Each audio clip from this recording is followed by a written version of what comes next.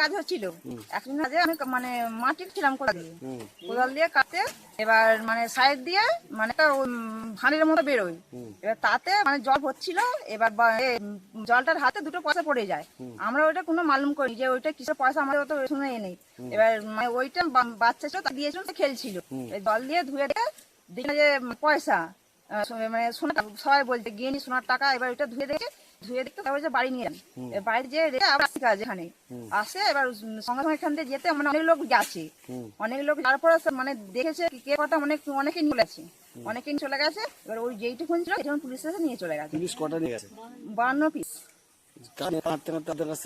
মানে অনেক লোক, মানে অত লোক আমার নাম জানি দিয়ে, মানে যেখানে যে লোক ছিল অনেক লোক দেখতে গেছে। কি বলছে? পুলিশ কিছু বলেনি, মানে এলো বলছে মাটির থেকে যেহেতু পেয়েছিল সরকারের জিনিস বলে কিছু বললো না।